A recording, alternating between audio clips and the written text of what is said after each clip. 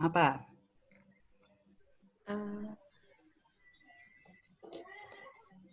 Mesti kita mengidentifikasi dulu, berarti kan harus identifikasi masalah kan? Ya, Iya, Ibu. mengidentifikasi masalah, menegakkan diagnosis, membuat perencanaan asuhan, melakukan pemberian asuhan, dan tindak lanjut. Oke. Mengidentifikasi masalah yang harus diidentifikasi paling tidak kita prioritaskan. Perlu tindakan segera, apa perlu rujukan, apa namanya, tidak perlu rujukan atau bisa ditangani sendiri.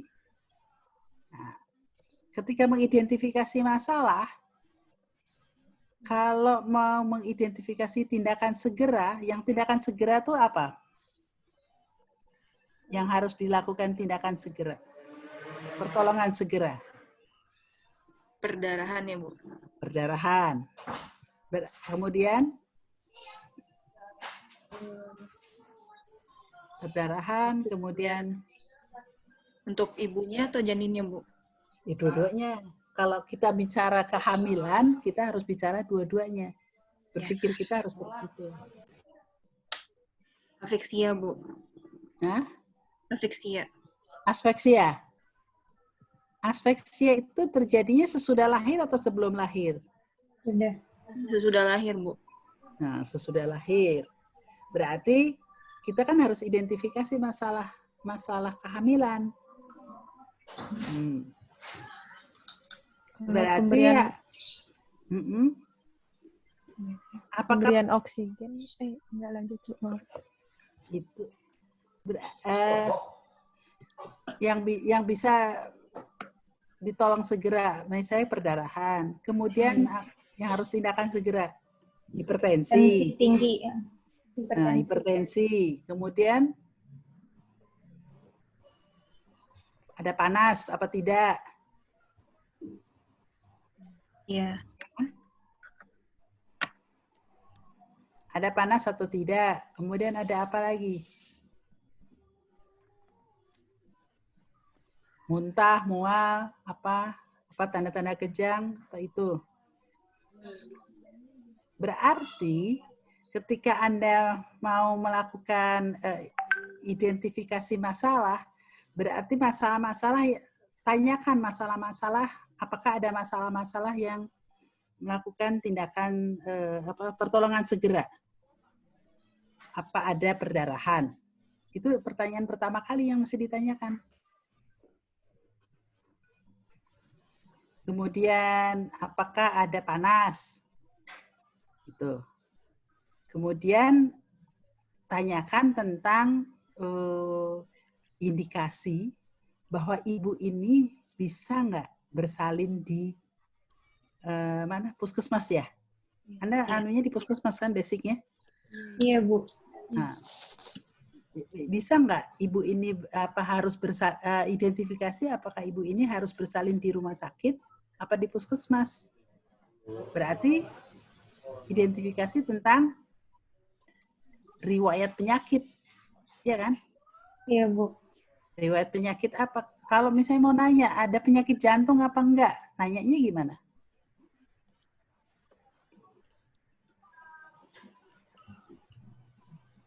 Nggak mungkin. Kalau Bu ada penyakit jantung, pasti pasien akan bilang, enggak tuh. Tapi tanyakan tanda awal. Tanda awal. Apa yang kita curigai dia ada gangguan jantung?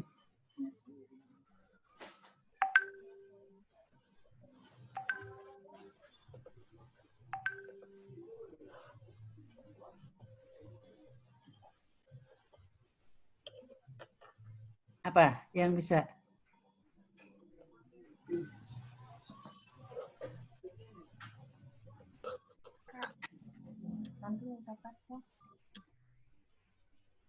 Bisa ditangkap maksud saya? Bisa ditangkap? Iya, Ibu. Jadi identifikasi masa.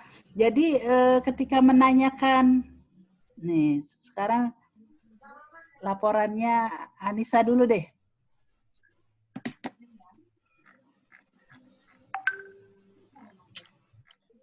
Baca laporannya Anissa. Abstraknya aja.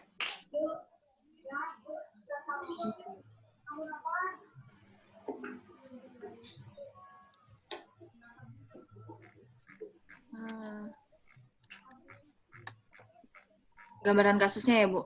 Hmm. Bidan merupakan ujung tombak untuk menurunkan kematian ibu dan bayi. Salah satunya upayanya dengan memberikan asuhan kebidanan secara komprehensif. Bidan merupakan pendamping perempuan untuk memberikan asuhan fisiologis, terintegrasi, dan komprehensif untuk memberdayakan perempuan dan menjadikan keluarga Indonesia sejahtera, serta dapat mencetak generasi-generasi penerus bangsa yang berkualitas. Pemberian asuhan kebidanan yang komprehensif oleh bidan kepada perempuan sepanjang siklus kehidupan diharapkan dapat memberikan hasil maksimal. Salah satunya adalah dapat membuka pengetahuan kepada ibu agar dapat peduli dengan diri dan bayinya. Dengan begitu dapat berupaya untuk menurunkan AKI dan AKB serta meningkatkan kesehatan ibu dan anak.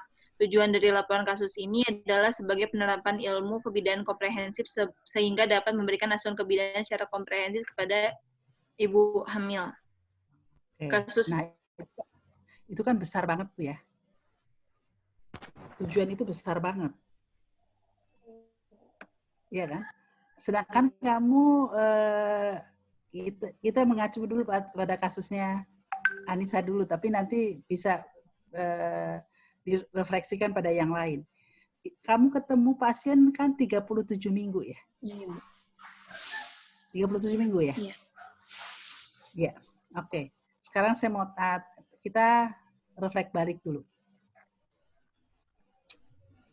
Kenapa Anda menanyakan tentang pola nutrisi? Kenapa menanyakan tentang pola eliminasi, pola istirahat, pola aktivitas, riwayat sosial, kepercayaan? Nah, itu kenapa itu kebiasaan sehari-hari itu ditanyakan? Apa tujuannya? Untuk mengetahui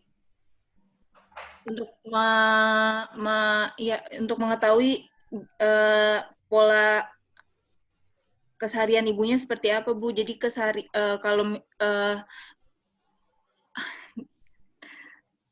bentar, Bu. Nggak usah deh, santai aja kalau gitu. Ini bukan ujian, kita sama-sama belajar. Tadi tujuannya mau menurunkan angka kematian. Iya. Nah, sekarang kok cuma mau nanyain pola aja, gitu kan? Nah, makanya tujuannya turunkan sedikit. Tadi kan berarti pertama kali kan mengidentifikasi masalah kan? Mengidentifikasi masalah apakah memerlukan tindakan segera, apakah memerlukan rujukan atau kolaborasi atau rujukan, atau apakah bisa ditangani oleh bidan sendiri.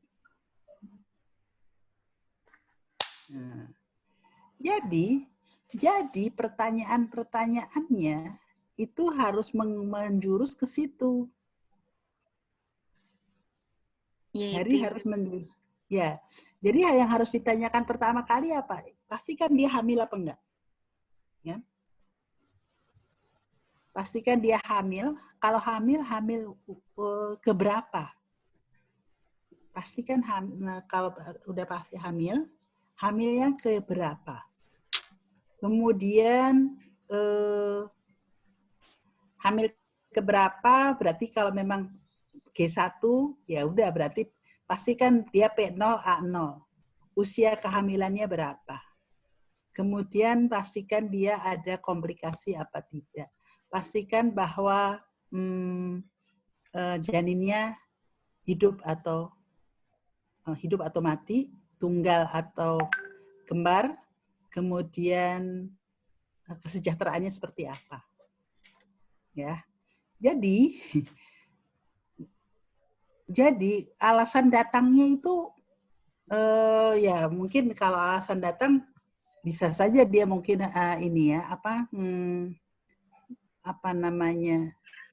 untuk melakukan antenatal care atau untuk sebetulnya alasan datangnya kenapa dia dipesan atau dia ibunya datang sendiri? Dipesan, Ibu. Nah, dipesan. Alasan datang dipesan untuk datang ANC. Iya. Oke, itu. Jadi dipesan untuk datang ANC pada tanggal itu. Iya. Oke. Kemudian berarti yang harus pertama kali ditanyakan adalah apakah ada tanda-tanda tadi? Apakah ada tanda-tanda kegawat daruratan atau tidak? Apa tanda-tanda kegawat apa yang harus ditanyakan? Anamnesis yang pertama kali apa yang harus ditanyakan?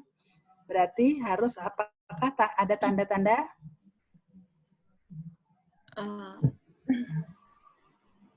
perdarahan? Iya, perdarahan. Kemudian Pusing atau pusing. Nah, ingat kan? Oke, berarti tanyakan tentang tanda bahaya. Tanda bahaya kehamilan. Iya, itu yang penting sekali kamu tanyakan itu tanda bahaya. Itu malah ditanyanya belakangan kan? Malah nggak ditanya jangan-jangan. Iya kan? Coba semua bacain anunya sendiri-sendiri. Apa namanya? Kasusnya masing-masing. Begitu enggak? Saya buka semua sih punya kalian.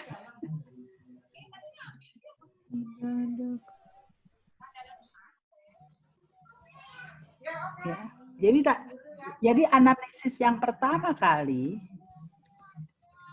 itu adalah tentang tanda-tanda bahaya. Anamnesa. Tanda bahaya. Karena kita mau lakukan tindakan apa segera kan? Berarti kan tanda bahaya kan? Iya. Oke. Kemudian setelah tanda bahaya apa?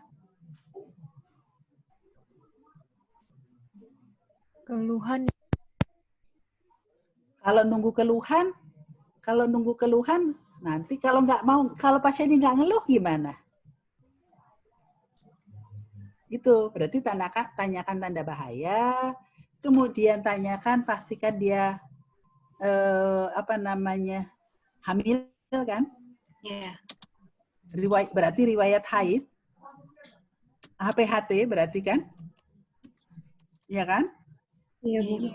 Oke, tanda bahaya, HPHT, pastikan HPHT-nya pasti.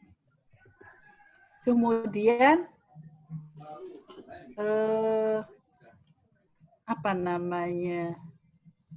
riwayat kehamilan yang lalu, persalinan yang lalu, itu ada riwayat perdarahan apa enggak?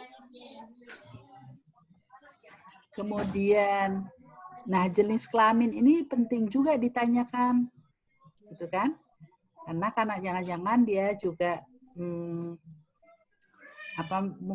menginginkan jenis kelamin yang lain itu untuk konseling hamil ini kan. Ini pasien Anissa berarti kan hamil yang kedua ya? Iya, Ibu. Oke, hamil yang kedua. Tanda bahaya. Kemudian riwayat penyakit. Riwayat penyakit itu jadi tanyakan tentang riwayat status kesehatan. Jadi status kesehatan tanyakan tentang penyakit atau kondisi yang dapat mengganggu atau diganggu oleh kehamilan. Ya, penyakit-penyakit apa tuh yang dapat diganggu dan mengganggu kehamilan? Penyakit-penyakit yang dapat mengganggu atau diganggu kehamilan. Berarti kan penyakit-penyakit sistemik kan? Iya, Bu. Oke, penyakit sistemik. Yang paling ini sekali, yang paling kita harus antisipasi adalah yang dapat mempengaruhi kehamilan itu status gizi. Status gizi. Kemudian kondisi infeksi. Kemudian penyakit kronik, riwayat komplikasi. Penyakit kronik itu yang tanyakan sistemik. Sistemik, misalnya sakit jantung. Sakit jantung itu tanda khasnya apa ya? Khas. Sesek. Jadi khas. Sesak. Nyeri. Nyeri apa? Nyeri di apa? bagian dada. Nah, nyeri dada. Kalau nggak ada nyeri dada, apa? Keringat dingin ya. Keringat dingin. Nah, hal-hal yang kita curigai. Jadi pertanyaannya jangan ditanya tentang ada sakit jantung nggak, gitu kan? Jangan ditanya itu. Tapi itu tadi, apa pernah ada nyeri dada, sesak, gangguan bernapas, kemudian apa pernah muntah atau mual atau apa? Lelah yang Jadi berlebih. apa? Ingat. Apa yang berlebih? Lelah yang berlebih. Kelelahan yang berlebihan, susah jalan sampean gitu. Iya. Oke. Ya. Jadi setiap pertanyaan, sekali lagi setiap pertanyaan itu mengandung makna. Jadi kita bukan cuma nanya riwayat dan kebiasaan sehari-hari. Untuk apa itu ditanyakan? Makanya saya nanya, untuk apa Anda tanyakan itu? Karena kan kita harus mengidentifikasi tadi, apakah ada penyakit kronik, penyakit infeksi, penyakit menular, dan tidak menular. Ya, jadi artinya yang riwayat kebiasaan sehari-hari itu tidak prioritas. Semua nanya itu kan ya? Iya, Bu. Semua lima-limanya nanya tentang itu kan? Iya, Bu. Gitu. Makanya itu. Jadi yang ditanyakan tentang riwayat mudahnya aja, tanyakan tentang penyakit-penyakit atau kondisi-kondisi yang dapat mempengaruhi atau dipengaruhi oleh kehamilan. Saya kirim ininya ya, cara berpikirnya ya supaya gampang. Sebentar, saya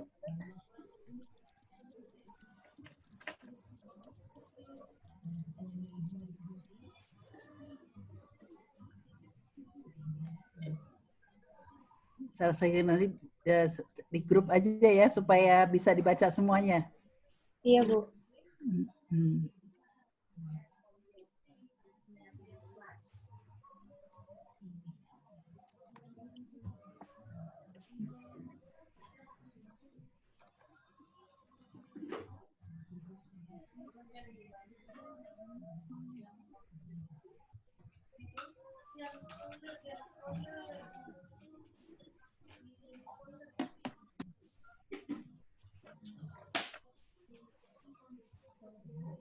Kalau ada yang mau ditanya boleh sambil saya menyiapkan. Ya, Bu. Santai aja, jangan tegang, ini bukan ujian, makanya sengaja bukan ujian.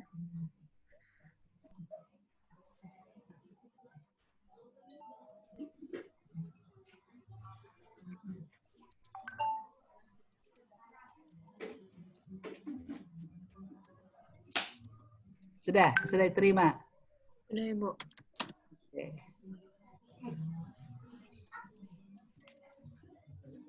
Oke. Jadi cara mengkaji datanya itu yang di sisi samping kiri itu. Tanyakan tentang riwayat keturunan atau genetik. Misalnya kalau ada keluarga atau pernah melahirkan cacat misalnya gitu ya. Itu kan takutnya bisa berulang kan? Iya, Bu. Nah, itu berarti kita perlu konseling gitu. Itu. Jadi untuk menentukan perencanaan selanjutnya. Kemudian tanyakan tentang status kesehatan penyakit yang sedang atau yang pernah diderita yang dapat mempengaruhi kehamilan. Semua penyakit sistemik bisa mempengaruhi kehamilan dan bisa dipengaruhi kehamilan, terutama kalau penggunaan obat-obatan juga. Jadi kamu bisa konsulin kan? Itu saya tulis ada gizi, infeksi, penyakit kronik, apa pernah riwayat komplikasi atau apa. Status reproduksi. Status reproduksi kalau umur menars, mungkin umur menars kalau dia sudah hamil nggak perlu ditanya, ya nggak perlu ditanya. Kenapa? Karena kalau menars itu kan untuk menentukan kesuburan kan, itu kalau misalnya tidak hamil-hamil udah 10 tahun atau udah berapa 5 tahun atau 2 tahun nggak hamil-hamil, nah perlu ditanya umur menars. Status perkawinan perlu ditanyakan karena mungkin apa dia single parent atau bukan, itu kan mempengaruhi kan. Iya, Bu. Umur perkawinan pertama juga mempengaruhi juga untuk konseling, lama perkawinan, jumlah perkawinan, jumlah pasangan, paritas, penggunaan kontrasepsi. Nah, seperti ini kan kadang-kadang ini tidak prioritas. Nah, itu bisa ditanyakan pada pertemuan berikutnya. Gitu. Kemudian akses ke pelayanan kesehatan. Kalau ANC kemana? Apa ibu ini ANC-nya ke puskesmas terus? Sudah berapa kali? Nah, itu mesti ditanyakan.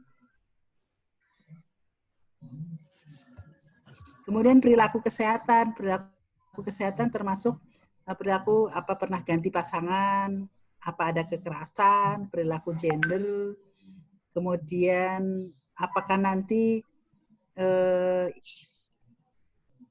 anaknya ini mau dirawat sendiri apa enggak?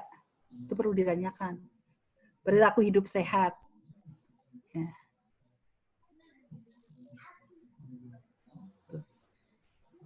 Nah, itu yang perlu ditanyakan di dalam waktu anamnesis. Tapi kan anamnesis ketika kontak pertama itu kan tadi mengidentifikasi tanda bahaya apa enggak, apa perlu rujukan, apa perlu apa. Kemudian berikutnya kalau memang dia sudah pasti dipastikan tidak ada tanda bahaya dan tidak ada kelainan, berarti pasien itu bisa di tangan bidan. Bisa continuity of care gitu. Oke, sampai sini ada yang mau ditanyakan dulu? Belum, Ibu. Oke, bisa jelas, bisa difahami? Bisa. Oke.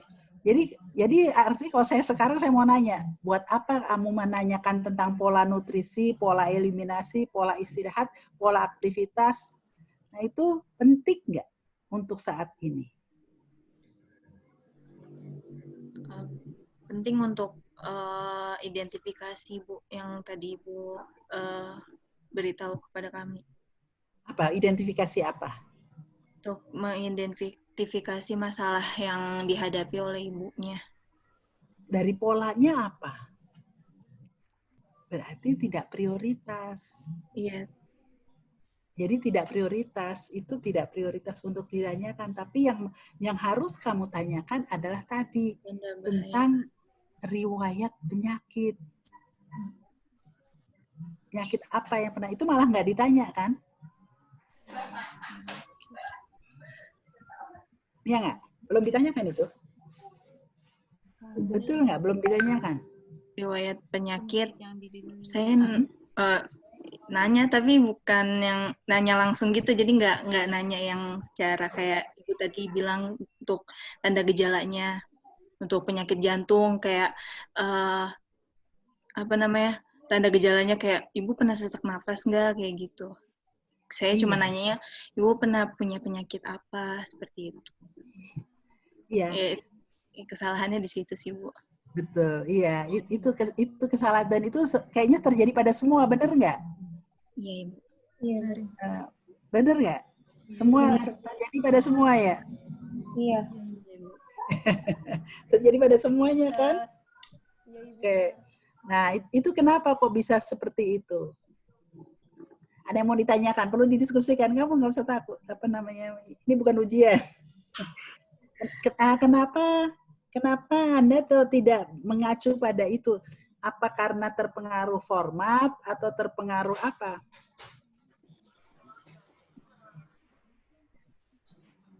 Salah satunya terpengaruh format, Bu. Format, ya. Jadi kalau cara berpikirnya berubah. Jadi diagram itu sengaja saya buatkan buat kalian untuk menuntun cara berpikirnya. Bisa dibaca ya diagramnya itu. Bisa Nah, Bu. oke. Jadi ketika melakukan anamnesis, nah itulah yang harus dilakukan. Ya, itu. Jadi diagram itu. Kemudian ketika membuat laporan bersalin juga harus 5W 1H. 5W itu who, siapa yang menolong? Where, di mana? Why, kenapa alasannya? Anda indikasi apa? Dilakukan apa namanya? Amniotomi misalnya. Indikasinya apa?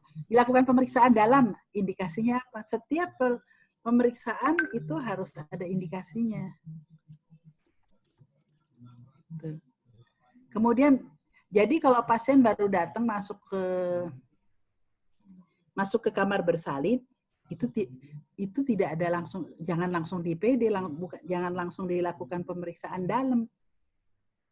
Ya, tapi harus ditanya dulu, apakah ada riwayat perdarahan, apakah hisnya sudah teratur, apa belum? Nah, berarti tanyakan tentang indikasi pemeriksaan dalam. Nah, tahu indikasi pemeriksaan dalam? Tahu nggak indikasi pemeriksaan dalam? Indikasi pemeriksaan dalam itu adalah satu untuk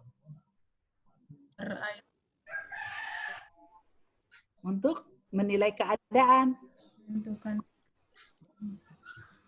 Oke. Kemudian juga kontraindikasi pemeriksaan dalam. Kalau pasien belum ada his teratur, itu apalagi ada riwayat pecah ketuban, tidak ada his, itu tidak boleh dilakukan pemeriksaan dalam. Itu kontraindikasi. Jadi sebelum melakukan pemeriksaan dalam harus dilakukan pemeriksaan, ada urutannya, harus ada pemeriksaan inspeksi, ada pemeriksaan palpasi, ada auskultasi, baru pemeriksaan dalam. Jadi ketika membuat laporan bukan cuma pemeriksaan dalam saja, bukan cuma pemeriksaan pembukaan serviks, tapi juga harus lengkap. Gitu kan? Itu di laporan saya cuma lihat pemeriksaan dalam, pembukaan 3 cm, 1 cm. Urutan pemeriksaan dalam itu apa? Bagaimana vulva vaginanya? Bagaimana bentuk aksial, mulut rahimnya itu aksial, apa masih retrofleksi atau gimana? Kemudian penipisannya, pendatarannya, kemudian baru pembukaan, baru ketuban, baru ubun-ubun kecilnya ada di mana, kemudian baru suturannya di mana, sutura sagittalisnya melintang, miring, apa-apa gitu. Dan tanda dan gejala semuanya. Kemudian bentuk-bentuk perencanaan asuhan itu saya udah tuliskan tuh minimal ada 11 tuh. Pengawasan, konseling, diskusi, bimbingan, pemberian informasi, fasilitas, pemberian asuhan atau bantuan, atau memberikan bantuan pertolongan, memberikan pijat oksitosin atau apa gitu. Konsultasi, rujukan, keterlibatan, pengambilan keputusan dan advokasi. Oke, sampai di situ ada yang ingin ditanyakan? Apakah sudah sesuai dengan laporan yang Anda tulis? Banyak.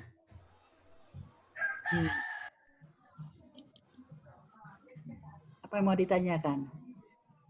Kalau dapat informasi dari pasiennya cuma pembukaannya aja, Bu. Berapa sentinya. Jadi ditulis di laporannya mesti ada vulva vagina, tidak ada kelainan atau bagaimana? Ya, itu pembukaan itu yang meriksa siapa? Bidannya, Bu. Bidannya kan? Iya, Bu. Berarti informasinya harus dari bidannya.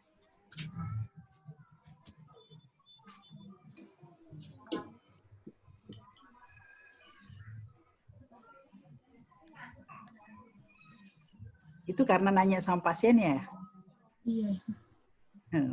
Kalau nanya sama pasien berarti data itu nggak akurat sebenarnya.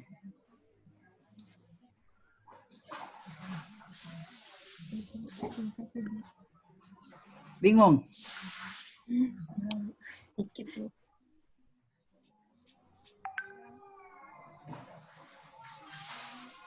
Itu untuk persalinan. Tapi sekarang untuk ini aja dulu. Kehamilannya dulu. Balik dulu kehamilan. Kan yang nolong partus cuma satu kan? Iya, Bu. Oke. Nolong partus.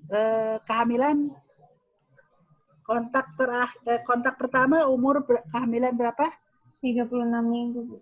36 minggu. Kemudian berapa lagi? 37. Kemudian 37. Kemudian? Yang kontak langsung cuma 2 kali, Bu. Iya. Maksudnya pertama kali itu kontak umur kehamilan berapa? 36 minggu, yang kedua 36. Oke. Kan asuhan pada 37 minggu sama pada 36 minggu itu kan beda-beda. Beda kan? Kalau 36 minggu itu diharapkan partus berapa minggu?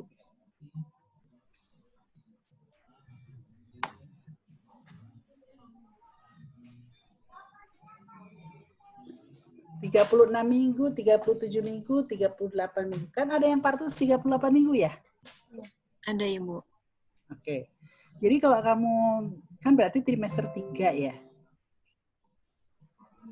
Iya. Trimester 3. Apa yang harus dilakukan pada ibu dengan G? G berapa tadi? Ada G1 ya? Ada G1, P0, A0 ya? Pasiennya dia Nanda berapa? G1, P0, A0? Suara deh. Suaranya nggak ada. G2P1A0, Bu. G2, P1, A0. Oke, Iya, berapa Ibu. minggu? Berapa minggu? 40 lahirnya 40 minggu, Bu. Bukan, waktu kontak pertama. Oh, 36. 36 Tiga minggu, enam. Bu. 36 minggu. Oke. Janinnya? Janinnya? Tunggal. Tunggal. Iya, Bu. Tunggal, Bu. Presentasinya? Kepala, Bu. Kepala. Iya, Ibu. Oke, tunggal hidup ya, tinggal hidup. Presentasi Iya, Bu. kepala. Iya, Oke. Ketika kamu melakukan G2, P0, P1A0, P1-nya anak yang pertama itu umur berapa? Anak yang pertamanya itu sekarang 7 tahun, Bu. Waktu dia melahirkan, waktu dia hamil, 7 tahun. waktu, G2 itu 7 tahun. iya 7 tahun atau sebentar Bu. Saya lihat datanya. 7 tahun riwayat pernikahan.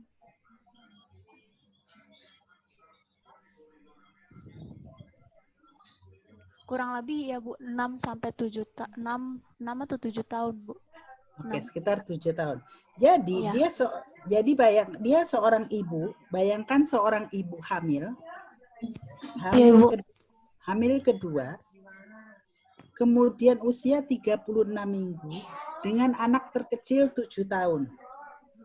Anak Iya, Ibu. 7 tahun. Itu apa yang harus dipersiapkan? Nanti pas lahir anaknya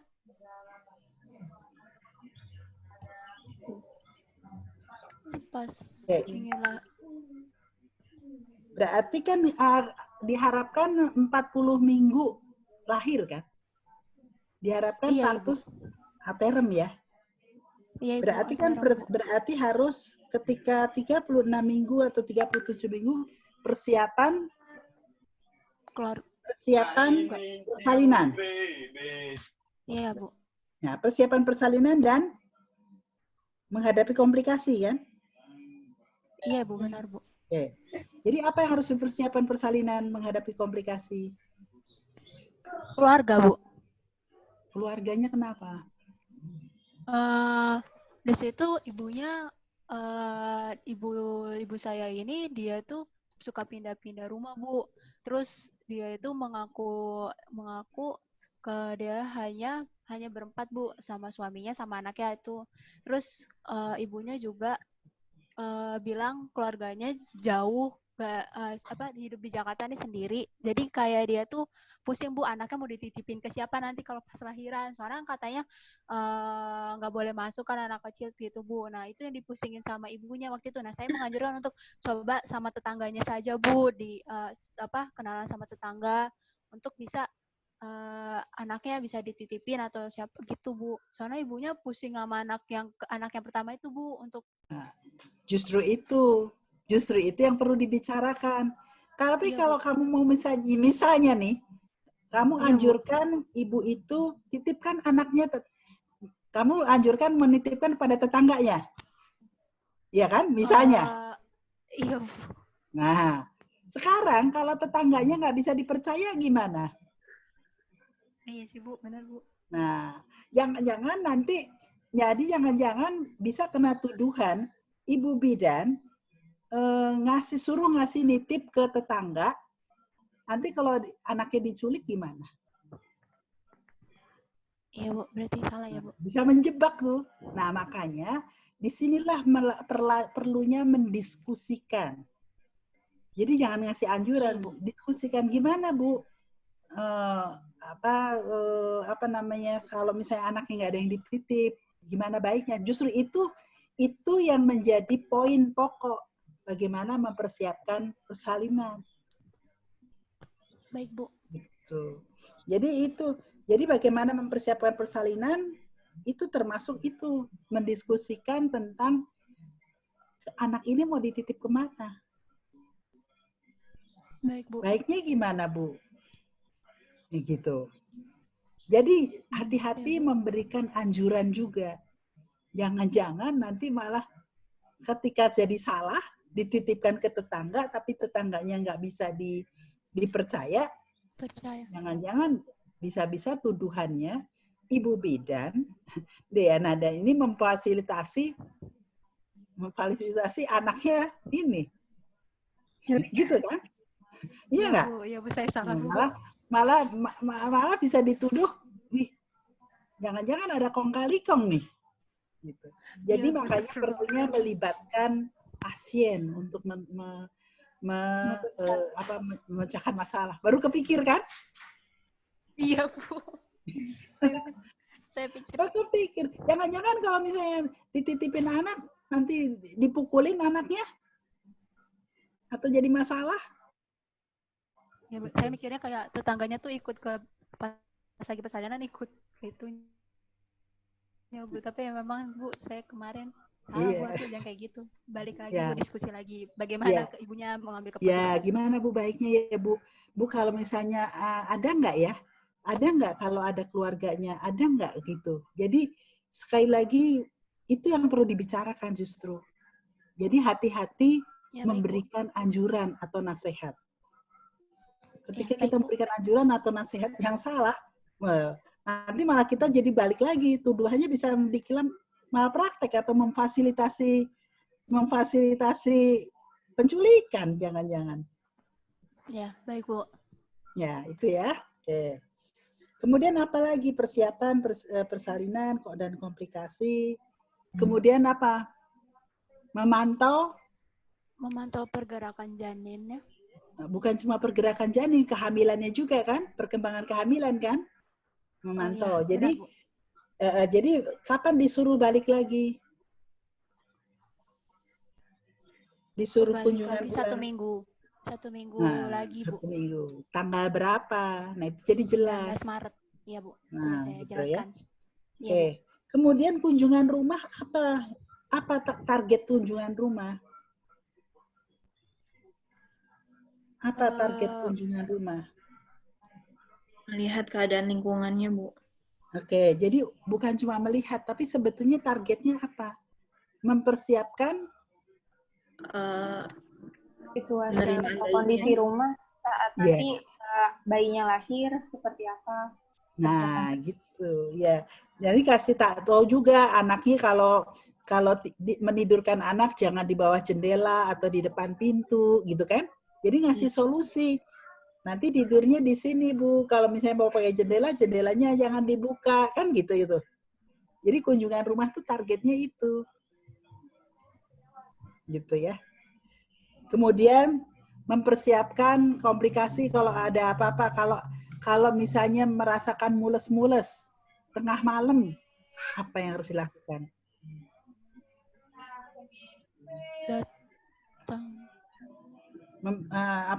Mules-mules tengah malam. Jadi bagaimana? Tadi mempersiapkan kendaraannya kan? Iya. Nah, itu harus sudah dibicarakan. Nah, itu yang harus dibicarakan. Kayak gitu ya. Iya, Bu. Oke. Nah, itu kayaknya berlaku sama tuh. Kayaknya mungkin ada pertanyaan. Yang 36 minggu, 38 minggu. 36 minggu bisa partus nggak? Seharusnya 37. Iya, seharusnya tuh. Tapi 36 minggu bisa nggak lahir? Bisa. Bu. Bisa. Berarti bisa preterm. Jadi juga harus diajak mengidentifikasi tanda-tanda persalinan. Libatkan ibu untuk mengidentifikasi tanda-tanda persalinan. Jelaskan kepada ibu tentang tanda-tanda persalinan. Dan apa yang harus dilakukan ketika ada tanda-tanda apa? Tanda-tanda persalinan. Mules. Mules. Kemudian apa? Keluarnya air-air atau darah, Bu. Keluar darah lendir. Kalau keluar air itu termasuk apa namanya? Keluar air termasuk tindakan segera. Ya, jadi kalau misalnya ada tanda-tanda yang pisahkan antara tanda-tanda bahaya, misalnya ada perdarahan, ada keluar cairan tapi nggak mules, kemudian ada nyeri yang hebat, ibu nggak usah pergi ke puskesmas. Ibu langsung ke rumah sakit. Ya, jadi artinya surat rujukan bukan surat rujukan. Jadi pilihan fasilitas rujukan udah ditentukan. Jadi bicarakan tentang fasilitas rujukan. Kemana? Kalau misalnya ada apa-apa, ibu maunya dirujuk kemana? Itu dibicarakan ke usia kehamilan yang ketemu kalian pertama itu. Bicarakan tentang itu. Bu, nanti ibu kalau mau dirujuk, seandainya ibu dirujuk, ibu milih kemana? Seandainya kan namanya. Iya, mau Bu. dirujuk, ibu milih kemana? Ke rumah sakit ini, rumah sakit ini, rumah sakit ini. BPJS-nya gimana, Bu? Sudah ada? Tolong diurus. Gitu. Itu yang harus ditulis di dalam rencana ANC. Ya. Kalau persalinan itu kan kamu nggak nolong persalinan kan, tapi cuma memantau kan, berarti pantau tentang tanda-tanda dan gejala persalinan. Bimbing ibu mengenali tanda dan gejala persalinan. Kalau ada, langsung pergi ke puskesmas atau ke tempat bidannya. Gitu. Kemudian pas bayi lahir, ibu melahirkan jam sekian, tanggal sekian. Jadi kalau misalnya tentang tadi pemeriksaan, kan kamu nggak meriksa. Itu kan cuma cerita pasiennya kan?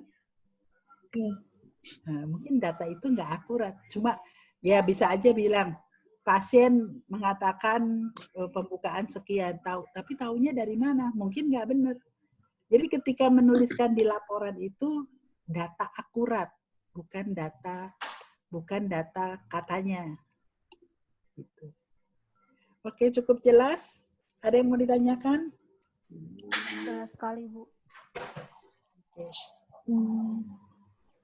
Ibu, maaf mau bertanya. Boleh. Berarti kan kalau misalkan di saat persalinan itu kita tidak melakukan asuhan secara langsung, tidak melakukan pertolongan secara langsung. Berarti pada saat di laporan yang kita tulis itu bisa jadi data dari yang menolong, dari kakak bidan, atau data dari misalkan kita ngelihat dari SKL-nya, dari buku ping ibunya, itu bisa berarti kan data akurat.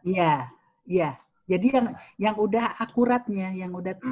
Tapi kalau misalnya dari pasien ya kalau dari pasien kan cuma pasien masuk rumah puskesmas tanggal jam sekian, gitu. Bayi lahir jam sekian. Gitu. Tapi kalau pemeriksaan kayaknya cuma bisa dilihat dari bukunya. Dari buku ping ibu. Kalau ada, emang bisa lihat buku pingnya atau di foto? Diminta difotokan sama ibu. Oh gitu. Ada dicatat, ditulis di buku ping. Ditulis untuk bukan saat persalinan sih Bu. Maksudnya untuk kunjungan setelahnya. Oh gitu. Ya. Pas bayi baru lahir.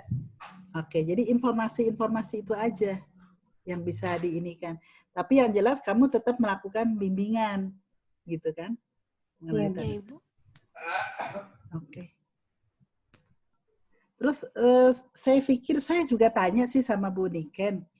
Oh, kan itu anunya berlembar-lembar ya. Kayaknya penulisannya berulang kali ya tentang identifikasi masalah. Hari pertama diulang lagi gitu ya. Bagaimana Bu? Untuk di data objek Bu. ya. Iya kan diulang-ulang terus kan? Pertama kali. Hari ANC hari pertama, ANC hari kedua gitu. Itu ditulis juga. Iya, Bu. Diulang-ulang lagi kan? Iya, Bu. Oke. Jadi saya pikir bisa dibikin ini matriks ya. Matriks tanggal sekian apa yang dilakukan gitu. Jadi data awalnya itu nggak berubah-ubah. Data yang nggak berubah tuh apa? Riwayat penyakit kan? Riwayat, ya Ibu. Riwayat. Nah itu kan nggak berubah kan? Iya, riwayat kehamilan sebelum. Ya, betul. Jadi data-data yang tidak berubah satu kali aja tulisnya. Hanya tulis ya di matriksnya data yang berubah. Bisa data yang berubah itu kan berarti hasil papasi ya. Hasil papasi. Iya, Bu. Kemudian hasil antropometri kayak gitu. Itu bisa dibikin. Ya. Jadi untuk menghemat kertas, jadi nggak sampai berapa ratus tuh? 100. 40, Bu. Iya. Saya udah nanya sih, boleh nggak saya merubah format? Saya bilang gitu kan, nanti mahasiswa bikin laporan beratus-ratus lembar, tapi isinya berulang-ulang kali. Boleh Bu, katanya gitu. Ya, Bu, jadi lebih efisien. Terus nanti kalau riwayat persalinan, tulis aja riwayat persalinan. Data dari cerita pasiennya apa, data dari buku KIA-nya apa. Sempat menghubungi bidannya? Sempat, Bu. 4. Nah, data dari bidannya apa? Udah ada, itu aja dirangkum. Menurut bidan begini, menurut pasien begini, menurut ini begini. Oh, Gitu. baik, Bu. Untuk Iya, narasi seperti itu ya berarti, Bu. Baik. Oke. Jadi bisa menghemat kertas berapa lembar tuh kan? Iya, Bu, benar sekali, Bu. Saya setuju, Bu. Iya, saya udah izin sih sama Bu Niken. Boleh nggak kalau saya ngerubah dikit supaya nggak beratus-ratus lembar tapi ininya berulang-ulang. Baik, Bu. Ya. Oke, itu ya. Iya, Ibu. Ada lagi yang mau ditanyakan? Sejauh ini cukup, Bu. Cukup ya, mudah-mudahan cukup jelas. Ibu, Ya, maaf. bisa memperbaiki. Ibu, kalau misalnya matriks gitu berarti yang dimasukin itu di data objektifnya anamnesanya sama penata laksanaannya ya, Bu? Anamnesa, kemudian pemeriksaan. Iya. Pemeriksaan, dan penata laksanaan. Dan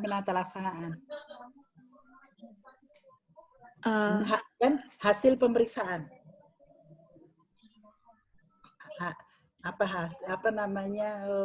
Evaluasi lah, evaluasi itu bisa di bawahnya juga sih.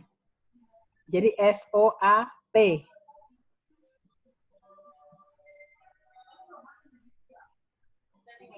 Di buku KIA itu juga bisa kan? Oh iya. Berarti bentuknya itu kayak tabel gitu ya, Bu? Atau? Iya, betul. Kayak tabel.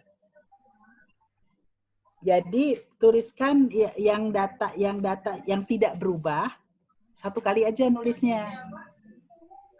Ya kan? Seperti riwayat haid, gitu kan? Iya, kemudian riwayat penyakit, ya kan? Iya, Bu. Terus ketersediaan BPJS misalnya gitu kan? Itu kan nggak berubah, informasi itu nggak berubah. Itu cukup satu kali aja. Yang informasi yang berubah dibikin pakai matriks. Baik, Bu. Oke, mudah-mudahan mempermudah dan itu. Kapan harus dikumpulin memang?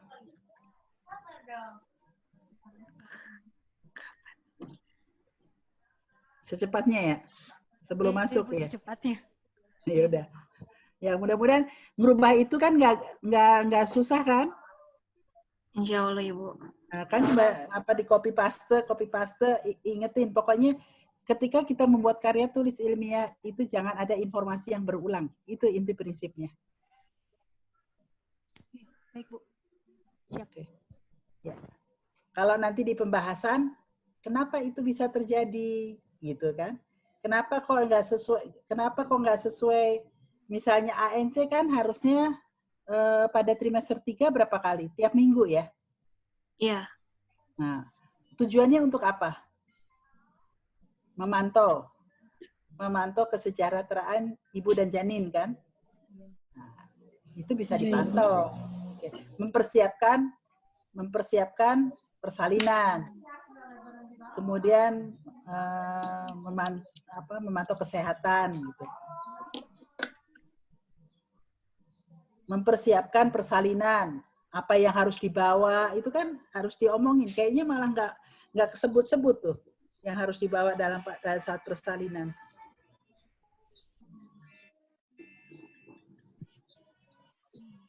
Ya, oke. Mudah-mudahan nggak sampai 100 lembar lah. Itu yang kami harapkan juga, Bu. Yang bikin banyaknya malah spasinya, Bu. Iya, makanya. Gede banget spasinya. 75 lembar aja udah banyak. Kan paling nggak udah bisa separuh sendiri. Setelah dibuat matriks, semoga bisa berkurang ya, Bu, halamannya, Bu. Iya. Jadi kalau membuat matriks itu juga menggunakan singkatan boleh, tapi singkatan yang lazim ya.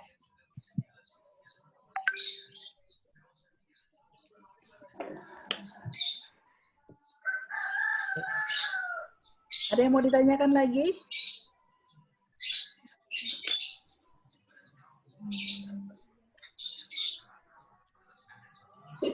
Mudah-mudahan diagram itu membantu. Ibu,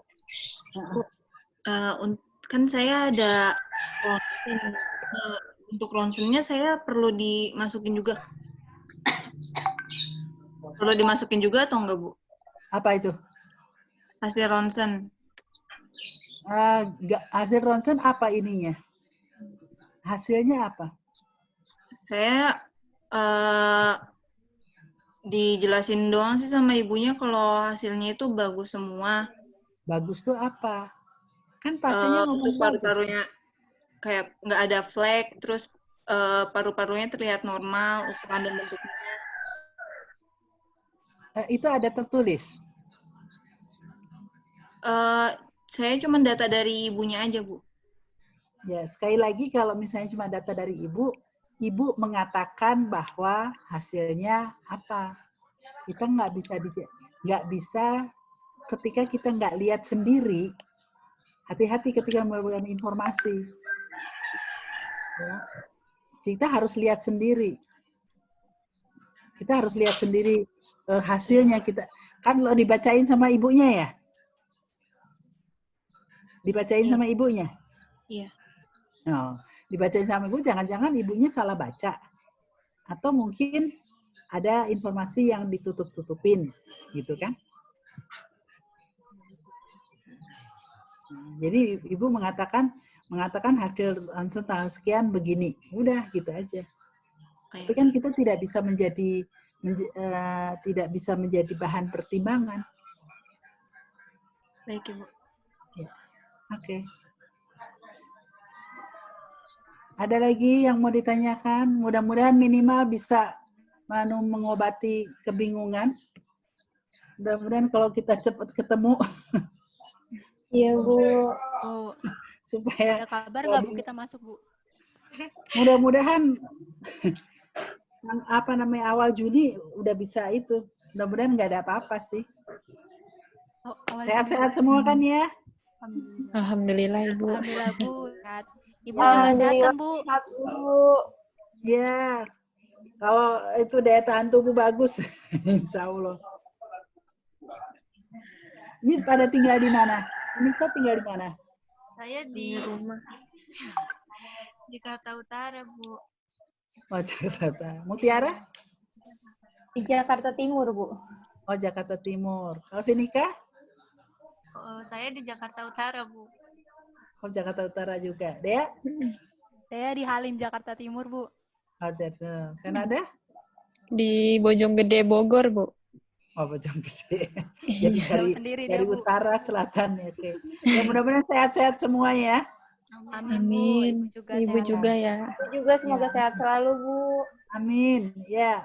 Oke, kalau memang tidak ada lagi berarti ya. Tapi kalau ada bingung, tolong hubungin saya ya. Nggak apa-apa. Iya, Ibu. Telepon juga nggak apa-apa kalau misalnya saya lagi nggak di kemana-mana, saya angkat teleponnya. Tapi kalau itu ya dulu. Iya, Ibu. Baik. Oke. Ya. Makasih Masih ada banyak. lagi, kalau memang tidak ada lagi ya sudah. Hari ini cukup, Bu. Ada lagi? Kalau tidak ada lagi berarti saya leave ya. Biar kalian bisa lebih bebas ngobrolnya. Ibu. Baik, Ibu. Terima kasih banyak, Ibu, atas Iya, sarannya. sama-sama. Makasih banyak, Ibu. Sehat terus, Sama-sama. Ibu. Oke. Saya bisa leave? Boleh, Iya, Ibu. Boleh, Ibu. Makasih ya. Ibu, Iya, makasih terima kasih juga, juga, Ibu. Ibu. Sama-sama. Assalamualaikum. Waalaikumsalam. Salam.